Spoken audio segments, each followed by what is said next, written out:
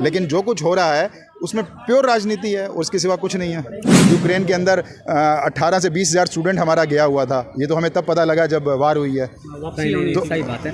Ukraine तो में अगर इस तरह से मतलब हमारे पास शिक्षा का अगर ये ऐसा स्तर है तो फिर उस पर ज़्यादा ध्यान देना चाहिए ना राम मंदिर के मुकाबले। नहीं, सही बात कह रहे हैं। 20,000 लोग गए थे, लेकिन जब बात एमसीए के एग्जाम की बात करने की, क्वालिटी की बात आई, तो 20,000 में सिर्फ 200 आदमी पास हो पाते हैं। MBBS अधूरी हो जाती है। इस तरह से हम पेश कर रहे हैं कि बस यही भारत था, इसके सिवा भारत कुछ नहीं था, तो ये भी थोड़ा गलत है ना। भारत में तो और भी धर्म है। नमस्कार, मैं हूं लवकांत सिंह, आप देख रहे हैं हिंदुस्तान पोस्ट। आज हम सीपी में, दिल्ली के कनॉट प्लेस में बात करने वाले हैं कि राम मंदिर का जो मुद्दा है उसको किस तरीके से रंगा जा रहा है, किस तरीके से प्रेजेंट किया जा रहा है। क्या ये केवल धार्मिक मुद्दा है, क्या ये केवल आस्था का मुद्दा है, या किस मुद्दे को राजनीति के साथ भी जोड़ा जा रहा है। और इस पे बात करने के लिए हमारे साथ दो वरिष्ठ मेहमान जुड़े हुए हैं, इनसे बात करते हैं। सर, ये जो मुद्दा है इसको आप किस तरीके से देखते हैं कि क्या ये केवल आस्था का विषय है या इसको राजनीति से रंगा जा रहा है? इसमें अगर न रंगा जाए तो क्या ऑलरेडी उसमें वो चिपका हुआ है? राजनीति तो इस पे शुरू से ही है। आप 1948 से ही राजनीति है। उसके बाद जब दोबारा जब 1986 में, 86 में या 87 में जब इसके दरवाजे खुले तो बीजेपी ने इस मुद्दे को पूरी तरह से लपक लिया।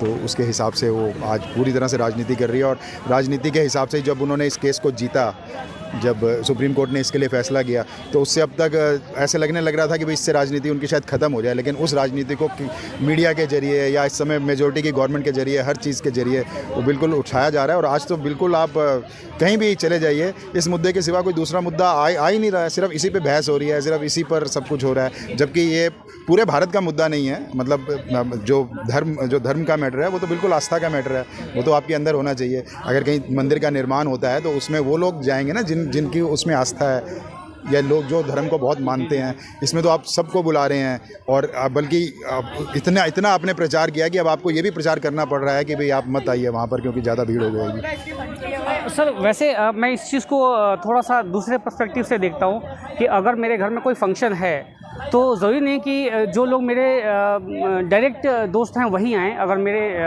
और भी रिलेटिव्स हैं, और भी दूर के रिलेटिव्स हैं या पड़ोसी हैं, उनको भी मैं बुला सकता हूँ। इसमें कोई हर्ज वाली बात नहीं है। तो अगर ये बड़े लेवल पे लोगों को बुलाया जा रहा है, चाहे वो साहित्य के क्षेत्र से हो, चाहे वो राजनीति के क्षेत्र से हो, हर फील्ड से लोगों को बुलाया जा रहा है, और बाकी ये लोगों को हिदायत इसलिए दी जा रही है कि आप लोग कम आएँ क्योंकि कोई अनहोनी घटना न घट जाए, पुलिस प्रशासन को एक्स्ट्रा दबाव न पड़े। तो इस विषय पर आप क्या कहना चाहेंगे?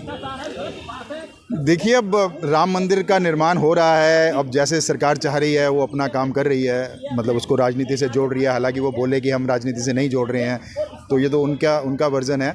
लेकिन जो कुछ हो रहा है उसमें प्योर राजनीति है और उसके सिवा कुछ नहीं है। अच्छा, इसमें एक और सवाल मेरा सर ये आएगा कि भले उसमें राम मंदिर में राजनीति है, लेकिन कहीं इसी बहाने एक धार्मिक और सांस्कृतिक जागृति भी हुई है लोगों में। लोग अपने धर्म के प्रति आस्थावान हो रहे हैं और एकजुटता दिखा रहे हैं। तो एक सनातन धर्म को एक जोड़ने का एक अच्छा मुहिम नहीं मानते आप इसको?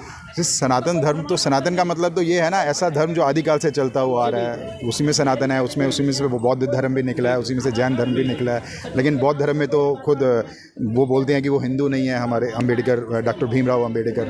तो सनातन धर्म का तो एक मतलब इस तरह से आप ले लीजिए ना कि सनातन धर्म तो बहुत पुराना धर्म है, और कुछ हिंदू जैसे मतलब हिंदू आप ये कह लीजिए कि जो लोग हम जो लोग मानते हैं उसमें कुछ बुराइयां भी थी, जैसे सती प्रथा थी, जैसे जात पात थी, जैसे। तो ये भी तो विषय हैं जिनको हमने रेडिकेट किया और कर भी रहे हैं, मतलब उसको हम सुधार रहे हैं, सुधारवाद भी है उसमें। लेकिन ओवरऑल तो मतलब ये है कि इसके नाम पे जिस तरह से राजनीति की जा रही है और जिस तरह से मैं देख रहा हूँ, वो तो हम उसी तरफ पुरानी तरफ जा रहे हैं जो पहले था, जो हिंदू धर्म में था। असल में राम, देखिए हमारे देश में जो जो मतलब गुरु परंपरा थी, जिसमें नहीं गुरु शिष्य परंपरा नहीं, जिसको हम समझिए जो मिडीवल इंडिया में थी, जिसमें कबीर भी पैदा हुए हैं, तो भक्ति काल। तो भक्ति काल में आप राम को देखिए किस तरह से दर्शाया गया कि राम हृदय में है सबके, राम हृदय में है। और भक्ति काल में जो रामचरितमानस लिखा गया, जिस पे हमारी पूरी रामायण जो लोगों को समझ में आई है, रामायण वो शायद उधर से ही समझ में आई है लोगों को। तो अगर उस तरह से धर्म को देखें तो बहुत अच्छी बात है। लेकिन आज इस तरह से हम पेश कर रहे हैं कि बस यही भारत था, इसके सिवा भारत कुछ नहीं था। तो ये भी थोड़ा गलत है ना। भारत में तो और भी धर्म है, भारत में हमारा महाभारत भी है। आप अगर आपने दुर्गा माँ का भी देखा हो तो उनकी भी एक कथा है, और भी कथाएं हैं जो जिसमें मतलब सच और जिसको मैथोलॉजी बोलते हैं, उसको इतिहास करके आप उसको इतिहास की तरह पेश नहीं किया जा सकता। अच्छा, एक सवाल और मैं पूछता हूँ सब कि जैसा आपने कहा कि इसको राजनीति के रंग में रंगा जा रहा है, तो जिन लोगों ने इस एक तरीके से इस लड़ाई को शुरू करने के लिए गोलियां खाई हैं, खून बहाए हैं, क्या वो इसका जब फल मिलने वाला है तो उसको लेने में कोई हर्ज तो नहीं है? मुझे लगता है, देखिए, आप लॉ एंड ऑर्डर के अगेंस्ट जाएंगे तो ये सब तो करना पड़ता है। लॉ एंड ऑर्डर के अगेंस्ट तो ये सब है। और ख़ुद कौन सा बीजेपी ने मतलब लॉ एंड ऑर्डर के लिए गोलियां नहीं चलाई? ऐसा तो बहुत से स्टेट्स में हुआ है और बहुत सी जगह पर हुआ है। वही चीज़ है ना कि भाई आप एक सरकार थी जब उनको लगता था, एक तरह की सरकार थी जब उनको लगता था कि भाई अगर हम इस तरह से राम मंदिर बनने देंगे इस तरह से तो उनके लिए अच्छा नहीं होगा। लेकिन आज की सरकार को लगता है कि नहीं, मतलब जो जिसको बोलते हैं पोलराइजेशन वाला सिस्टम से वो आज सरकार बना रही है। और पोलराइजेशन में जो लोग पहले बाहर थे, जो इस चीज़ को नहीं मानते थे, वो भी आज जुड़ गए हैं। क्योंकि इस बात को तो मैंने देखा है कि सरकार की तरफ बहुत सारे लोग हो जाते हैं, सरकार की तरफ बहुत सारे लोग हो जाते हैं। चाहे वो 1984 में राजीव गांधी का भी आप केस ले लीजिएगा, तो उनको उसके सिवा कुछ नज़र नहीं आता था कि भाई जो कुछ है वही है। उसमें RSS भी इन्वॉल्व थी। तो आज इसी तरह का माहौल है कि बहुत सारे लोग सरकार की तरफ हैं, क्योंकि सरकार मेजॉरिटी में है। और यहीं जब सरकार मिली जुली हो जाएगी, जब सबके मत अलग अलग हो जाएंगे, तो ये जो आज जिस तरह का फैसला है तो वो शायद, खैर अब तो राम मंदिर बन गया, अब तो ये वापस नहीं हो सकता। अब तो जो कुछ है वो ठीक है। लेकिन जो दौर चल रहा है, मुझे लगता है ये ऐसा नहीं रहेगा।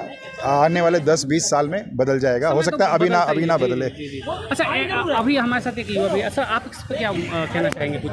देखिए, मैं इनकी बात पूरी सुन रहा था, लेकिन अगर आप एक बात गौर करें कि अगर किसी आस्था के विषय है या राजनीति का है, ठीक है, अपने अपने मुद्दे होते हैं, अपनी अपनी जगह है, लेकिन अगर हम एक आस्था की तरह देखें तो आज एक युवा अपने संस्कारों की ओर जा रहा है। आज एक युवा मतलब बड़े बुजुर्गों धर्म को समझने की कोशिश कर रहा है। ये बहुत अच्छी बात है। अगर किसी चीज़ को अच्छा मानने से या अपने और संस्कारवादी परिवारवाद या धर्म की ओर झुकाव बढ़ने से अगर किसी को कोई समस्या है, तो मुझे लगता है कि ये तो फिर अलग ही मुद्दा हो गया। लेकिन अगर एक युवा अपने एक आधुनिकतावाद की ओर से बढ़कर वो एक अपने धर्म की ओर, आस्था की ओर, समाज की ओर, संस्कार की ओर आ रहा है, ये बहुत मतलब ये अच्छा है ना। मतलब आगे एक जुड़ाव आ रहा है। आप देखिए आज का युवा कहाँ जा रहा है, नशा की तरफ जा रहा है, हर तरफ जा रहा है। आज एक युवा वापस मंदिर की ओर आ रहा है, अपने पूर्वजों को याद कर समझ रहा है। मतलब ये समझिए आप कि किस प्रकार सम्मान किया जाता है, आदर किया जाता है। ये भी एक अच्छा मौका है, होना चाहिए। सर, इन्हीं का सवाल मैं आपसे पूछना चाहूँगा कि जैसे इन्होंने कहा कि आज का युवा जो है वो आधुनिकता की तरफ से होकर और नशे की तरफ न जाकर एक अपने धर्म और संस्कृति की तरफ जा रहा है। ये आदर्शवादी बातें हैं, सिर्फ आदर्शवादी बातें हैं। इनमें सच्चाई नहीं है इन बातों में। आप जिस तरह का युवा पहले था उस तरह का आज है। आप अगर नशे की बात कर रहे हैं तो उससे कोई फ़र्क नहीं पड़ रहा है। ये खाली एक बहुत बड़ा दिखावा सा लग रहा है जो धर्म के मामले में है। युवा वही है। युवा को, बल्कि अगर यहाँ पर एजुकेशन मतलब यूनिवर्सिटियाँ ख़राब हो रही हैं, तो आप इस बात को भी सच मानिए कि इस 2024 में 9 लाख स्टूडेंट कनाडा पढ़ने के लिए जाएंगे, जो ये रिकॉर्ड है। और इंडिया से जाएंगे सब, तो ये भी एक सच्चाई है। इसी में मैं एक बात कह देता हूँ कि अगर आप देखें तो बहुत युवा बाहर जाना चाहिए, अच्छा एक्सपोजर होना चाहिए, अच्छी टेक्नोलॉजी की ओर बढ़ना चाहिए। इसमें कोई बुराई नहीं है। अगर आप चाइना की बात करते हैं, साउथ कोरिया की बात करते हैं, तो अगर आप वहाँ का करिकुलम देखें तो आज वहाँ के सारे करिकुलम के अंदर अगर साउथ कोरिया में जाए कोरियन लैंग्वेज चलती है, जापान के अंदर जाएंगे जैपनीज चलती है। हाँ, आप इंडिया के अंदर आते हैं तो आप पता चलेगा इंजीनियरिंग, मेडिकल सब तरफ चले जाइए, इंग्लिश के अंदर है। लेकिन अगर आज हिंदी आ रही है, फर्स्ट टाइम MP ने ऐसा इंस्टेट है जिसने बताया कि एक करिकुलम हिंदी में भी हो सकता है, तो ये क्या अच्छा नहीं है? मतलब आज सर, हिंदी पढ़ने के लिए यहाँ का स्टूडेंट थोड़ी तैयार है। अगर आप जितनी मर्जी बात कर लीजिए, आप बात कुछ और करेंगे, काम कुछ और करेंगे, तो इससे क्या प्रभावित है? सरकार जो है, सरकार का काम है कि बच्चों को अच्छी शिक्षा देना, हमारे यहाँ अच्छी यूनिवर्सिटियाँ चलें, हमारे यहाँ हेल्थ का अच्छा रहे, इन पे ज़्यादा डिमांड है ना। सरकार तो इस तरफ देख भी नहीं रही है कि 9 लाख बच्चा पढ़ने के लिए कनाडा जा रहा है। या चीन में भी अगर इंडियन जाते हैं तो क्या वो चाइनीज़ में पढ़ेंगे, वहाँ इंग्लिश में ही पढ़ेंगे। वो यूनिवर्सिटी अपनी अच्छी बना रहे हैं, इंग्लिश में पढ़ाते हैं। आपका जो जहाँ पे युद्ध हुआ है क्रोएशिया, क्या नाम है, जो रशिया के साथ यूक्रेन, और यूक्रेन के अंदर 18 से 20 हज़ार स्टूडेंट हमारा गया हुआ था। ये तो हमें तब पता लगा जब वार हुई है। तो सही बात है। यूक्रेन तो में अगर इस तरह से मतलब हमारे पास शिक्षा का अगर ये ऐसा स्तर है तो फिर उस पर ज़्यादा ध्यान देना चाहिए ना राम मंदिर के मुकाबले। नहीं, सही बात कह रहे हैं। 20,000 लोग गए थे, लेकिन जब बात एमसीए के एग्जाम की बात करने की आई, क्वालिटी की बात आई, तो 20,000 में सिर्फ 200 आदमी पास हो पाते हैं। MBBS अधूरी हो जाती है। बिल्कुल सही बात है। बात टेक्नोलॉजी की जब आती है ना, तो ये 20,000 200 पास हो जाएंगे। आप मेरी बात क्यों नहीं सुन पा रहे हैं? जब बात मैं कर रहा हूँ, चैलेंज आपको सुनिए ना, युवा को भी सुनिए ना। क्यों नहीं? युवा आज इंजीनियरिंग करी मैंने MBA किया, आज अच्छा पैकेज है, अच्छी कंपनी में काम करता हूँ, ऐसे क्या बात कर रहे हैं? मेरा भी सुनिए आप, मैं आपकी बात, आप बड़े हैं, मैं आपकी बात सुनिए। आपने राजनीति लेकिन आप 200 पास होंगे, 18 थोड़ी सी गलत बात है। बिल्कुल गलत। फिर कहाँ है 18? बाकी 19,800 कहाँ है? आपके पास है रिकॉर्ड? मैं देता हूँ रिकॉर्ड। सारे डॉक्टर हैं सर यहाँ पर आके, सब इंडिया में आके ऐसा होता तो आज एक लाख पर 1,000 डॉक्टर नहीं होते। इंडिया में आज 1 लाख पे 1,000 डॉक्टर नहीं होते। ये बात मैंने बोली क्योंकि मैं आंकड़ा जानता हूँ। आप बोलिए ना आंकड़ा है तो, लेकिन होना 1,000 पे एक चाहिए ना डॉक्टर। आप 10,000 पे एक डॉक्टर की बात कर रहे हैं। क्या है ना, इंडिया में क्या है कि फ्री का लेने की आदत हो गई है। अगर एक हॉस्पिटल में 10 डॉक्टर बैठ जाएंगे तो फ्री की चिकित्सा लेनी है, हर जगह फ्री की दवाई लेनी है, सब कुछ करना है। आज सर ने अच्छी बात कही कि यहाँ को 9 लाख जा रहा है। अरे 9 लाख गया है, इसलिए आज की मल्टीनेशनल कंपनीज को रिप्रेजेंटेटिव करने वाला भी इंडियन ही है। क्या इस बात को नकार देंगे आप? उसमें से ज़्यादातर कनाडा की नागरिकता आपको मालूम, आप बिल्कुल लेना चाहते हैं। अगर कोई बाहर का आदमी तो इंडिया आ रहा होगा, या बाहर जाके अगर वो आदमी आज जा रहा है और अपना पैसा कमाकर इंडिया भेज रहा है, तो क्या बुरा ही है? इवन पैसा भी नहीं भेज रहा है, वहाँ पे अपना मकान भी बनाएगा, वहीं रहना चाहेगा। बिल्कुल रहना चाहेगा, उसमें कोई दिक्कत नहीं है सर। देखिए एक छोटी सी बात बताता हूँ। आज मेरी इच्छा है मैं मर्सिडीज खरीदूँ, तो क्या रोक देंगे आप? मेरी इच्छा है आज मैं 1,000 स्क्वायर फीट के मकान से लेकर 5,000 स्क्वायर फीट का मकान लेना चाहता हूँ, क्या रोक देंगे? मेरा सपना है मेरा मकान। मैं तो चाहता हूँ कि यूके के अंदर एक मेरी अच्छी प्लॉट हो, अच्छा कुछ रहने के लिए विला हो, तो क्या मना कर दूँगे? नहीं कर पाएंगे। इससे क्या मतलब हुआ कि मैं इंडिया से बाहर 9 लाख आदमी जा रहे हैं, 9 लाख के 90 लाख भी जाएंगे। एक्सपोजर है, इसका मतलब पैसा आया है, टेक्नोलॉजी बढ़ी है, होशियार हुआ है इंसान, जाएगा। तो जो पैसा आया वो हमारे अपने देश के लिए क्यों नहीं इस्तेमाल हो रहा? वो तो ये सबसे बड़ी बात है ना। अभी हो क्या रहा है कि यहीं से पैसा बाहर जाता है और फिर बाहर से दूसरा रूप लेके इंडिया में आ जाता है। अब तो नहीं ऐसी बहुत सी चीजें हैं। बोलूंगा ना, यही मुद्दा मैं समझा रहा था कि वापस युवा जड़ों की ओर लौट रहा है, तो वो लौटने का कारण भी है। आज 9 लाख 140 करोड़ 9 लाख जाते फर्क नहीं पड़ता। एक समुद्र से एक लोटा निकल जाए फर्क नहीं पड़ता है, लेकिन ये है कि लोटे से पानी निकालने वाला भी तो आदमी चाहिए। आप क्यों नहीं गए? मैं क्यों नहीं गया? आप क्यों नहीं गए? नहीं जा पाई ना। मेरे फादर के पास इतने पैसे नहीं थे ना। नहीं सर, देखो किसी आदमी को मैं बताता हूँ, आप एक छोटी सी बात बताता हूँ। आज आर्मी इंस्टीट्यूट से कोई मेडिकल में पढ़ाई करता है, सिर्फ 900 रुपये में MBBS होती है। एक प्राइवेट में कर लीजिए, आप डोनेशन दीजिए, 1.25 करोड़ रुपये चाहिए, तो आप ऐसे कैसे कह सकते हो कि 900 रुपये में डॉक्टर नहीं बनता है?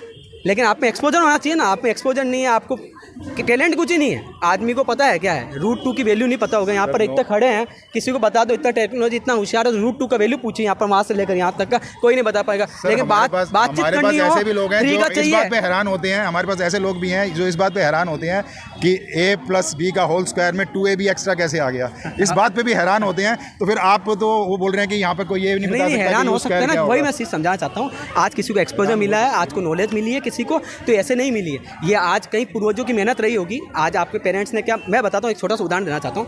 पहले पता है क्या होता, अपन पूर्वजों में मतलब आज बात करते हैं तो अंग्रेजों टाइम की बात करें तो उस वक्त कर लिया जाता था टैक्सेस। तो टैक्सेस में पता क्या होता था, हमारा को काम करना होता। हमारे जो परदादा रहे हैं वो लोग काम करते थे, और काम इस प्रकार करते थे कि वो सिर्फ काम करते थे, उसके बदले में क्या होता था, सिर्फ टैक्सेस लिया जाता था। बात समझ रहे हो? फिर एक नेक्स्ट जनरेशन आई, वो नेक्स्ट जनरेशन समझा कि आज मेरे माता पिता ने मार खाई, उसके बदले टैक्स दिया, मैं इसको बदलूंगा। उन्हें रिफॉर्मेशन आया तो उन्होंने क्या करा कि अपने जो उस वक्त 5-7 लोग होते थे, बच्चे होते थे, तो उनमें क्या करा कि उन्होंने एक चीज़ समझी कि नहीं, ये मार खाई है, अब ये इसके बदले टैक्स दिया, अब मैं रिफॉर्म करूंगा, अब मैं कुछ पैसा हमारे लिए भी बचाऊंगा और मैं लड़ूंगा। ये रिफॉर्मेशन आया। फिर एक जनरेशन और आगे आई, उन्होंने कहा अब हम मार नहीं खाएंगे, मार के बदले वापस मार देंगे, तो अंग्रेजी भाग गए। क्या बात करते हो? उसके आगे एक को नया जनरेशन आई। उस जनरेशन ने पता क्या किया कि सब EMI पर, आज मेरे पेरेंट्स की बात करता हूँ, मेरा घर है मान लो, वो EMI पर चलता है। समझो वो क्यों चलता है कि वो अब उस जनरेशन में आ गए कि अब तो घर तो होगा, गाड़ी भी तो होगी, लेकिन वो EMI पे होगी। पर मेरी जनरेशन क्या होगी, जब तक मेरे पेरेंट्स आएंगे या मतलब अभी तक है वो मतलब मदद करेंगे, जब तक या फिर मैं कुछ हूँ तो मेरा घर भी कर लूँगा, मेरी गाड़ी भी कर लूँगा।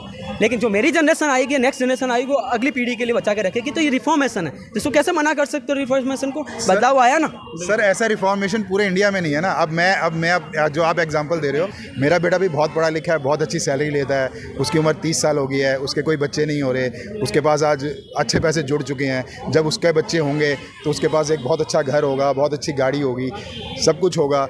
तो इसका मतलब ये सबके साथ है क्या? आप देखिए कि डिस्पैरिटी कितनी बढ़ती जा रही है। हम ठीक है, मैं पढ़ा लिखा हूँ, मैंने थोड़ी देखा है, और मैंने एक ही बच्चा मतलब मेरा है, तो मैंने उसके ऊपर अच्छे रिसोर्सेस लगाए, वो अच्छा कामयाब हो गया। लेकिन क्या ये सबके साथ है ये बातें? अच्छा, ये बातें समझाइए, सबके साथ हैं? एक्चुअली तो आप उदाहरण दीजिए ना।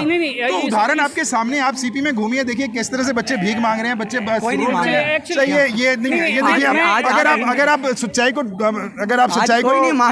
इनकार इंडिया की सबसे एक्सपेंसिव जगह सीपी है। तो ये नहीं है। आप सीपी में देख लीजिए, वो छोटा सा बच्चा ऐसे लेटा हुआ है, उसके आगे के देखो मेरी बात सुनो, मैं भीख मांग रही है। आपको एकदम यहीं जाके देख लीजिए, दूर जाने की जरूरत ही नहीं है आपको। ये इसमें क्या सरकार की ड्यूटी नहीं है कि सरकार उनके लिए काम करे? आप नाराज मत होइए। आप सच्चाई को झुठला रहे हैं ना। मैं तो ये कह रहा हूँ कि आज अगर नाराज सीपी की आपने इतनी बड़ी बात की, तो सीपी आपको पता होना चाहिए इंडिया का सबसे एक्सपेंसिव जगह यही है। सर एक्सपेंसिव के साथ आप देखिए ना, हालांकि यहाँ पे तो बहुत कम आपको गरीबी नजर आएगी। यहाँ पर अगर गरीबी होती तो एक्सपेंसिव बनता। अरे ये